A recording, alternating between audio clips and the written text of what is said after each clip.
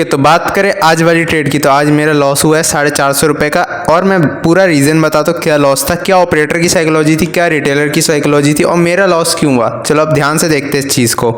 सबसे पहले जब मार्केट में मेरे को स्ट्रक्चर दिखा तो मैंने अपनी ट्रेड बनाई इस वाले पॉइंट पे। परफेक्ट पॉइंट था, थोड़ा सा पता नहीं क्या मिस्टेक हुआ क्या हुआ, लेकिन ये परफेक्ट पॉइंट था एंट्री का।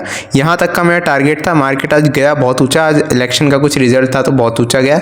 यहाँ तक का मेरा टारगेट था। फिर भी अब मैं बताता हूँ मैंने ट्रेड क्या सोच के लिया। अपना ट्रेड के पीछे लॉजिक होता है तभी लिया जाता है। ये तो मेरी फेवरेट स्ट्रेटजी है, इस पर मैं ट्रेड लेता ही हूँ।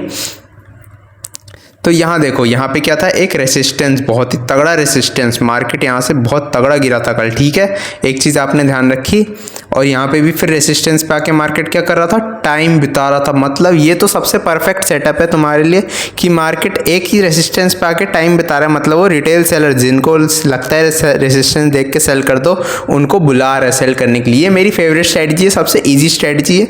और ये हफ्ते में 2 से 4 बार 5 बार ऐसे बनती है, या तो डेली भी बनती है। ये चीज़ आपको ध्यान रखनी है। इसी स्ट्रैटेजी पे मैं वर्क कर रहा हूँ, इसी को अपने पैन ही बना रहा हूँ इसको, बिल्कुल मैं तो शार्प कर रहा हूँ बिल्कुल। इस पर एक बार मैंने मास्टरी कर ली तो मैं इस पर ट्रेड लेता रहूँगा हमेशा, ठीक है। अब मैं रीज़न बता दूँ मेरे लॉस को क्या था। रीज़न कुछ नहीं था।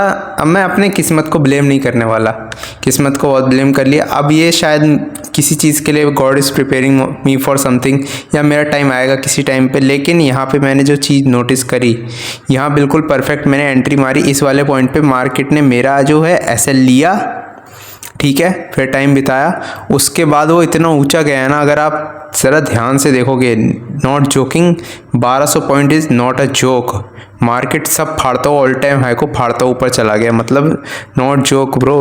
1200 पॉइंट का मूव, अगर यहाँ से यहाँ तक नापने बैठे ना तो ये पूरा इतना ऊंचा मूव हुआ ना। बीटीसी 2 से 3% एक ही बार में चला गया। लेकिन मेरा एसएल लेने के बाद मैं होता तो मैं अपना प्रॉफिट इसी जगह पे बुक कर दिया होता। ज़्यादा मैं लालच करता नहीं हूँ, मैं अपना टारगेट एसएल एकदम परफेक्ट रखता हूँ। और एसएल में इससे ज़्यादा दे भी नहीं सकता था। अगर मैं हॉनेस्टली बताऊँ तो मैं इससे बड़ा एसएल नहीं दे सकता। 200 पॉइंट छोटा एसएल नहीं है, 200 पॉइंट एकदम परफेक्ट एसएल है। जो मेरे कैपिटल का 3 से 4% का एक एसएल है, ये छोटा एसएल नहीं है यहाँ पे। और मैं एसएल अपना ऐसा बड़ा क्यों रखता हूँ, क्योंकि मार्केट छोटे मोटे एसएल तो ऐसे ही खा लेता है। अगर आपको लग रहा हूँ मैं बड़ा बहुत ज़्यादा वो रख रहा हूँ एसएल, अपना बड़ा रख रहा हूँ, तो आपको कल वाली ट्रेड दिखाता हूँ मैं अभी आपको। इसी सेम सेटअप पे ट्रेड थी।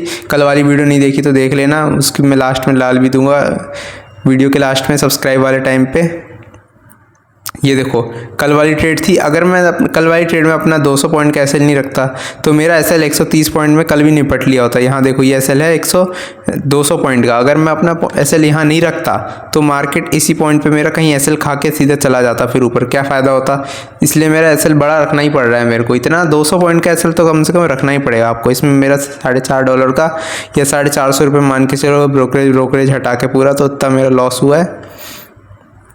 और ये चीज़ मैंने अपने दिमाग में रख ली है। री एंट्री नहीं करता मैं फालतू में। री एंट्री अगर मैं मान लो री एंट्री करता यहाँ पे तो मेरा कॉन्फिडेंस ब्रेक नहीं होता। मार्केट दोबारा से नीचे जा रहा है, ऐसे ऐसे कर रहा है, तो मेरा कॉन्फिडेंस फिर से ब्रेक हो जाता। और ये यहाँ पे अगर मैं एंटर करता इस वाले पॉइंट पे दोबारा से री एंट्री, तो अगर आपको रिवर्सल दिखाऊँ मैं इस वाले पॉइंट से कितने का आया, यहाँ से लेके यहाँ तक का 180 पॉइंट का रिवर्सल आया। यहाँ भी मेरा एसएल जाता, फिर तो 2 से तीसरी बार में मेरा कॉन्फिडेंस वैसे ही ब्रेक हो जाता। और आज मेरा एसएल हिट होने का और एक रीज़न ये था कि मार्केट में आज थी न्यूज़। आज मार्केट नहीं चाह रहा था कि इसमें कोई एंटर कर पाए, इसलिए बार बार इसने फेक ब्रेकआउट दिए।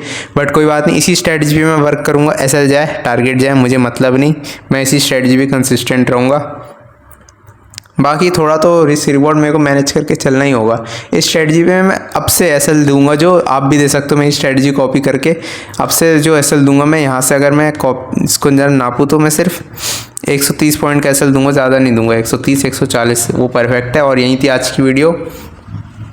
अब मिलते हैं डे 4 में।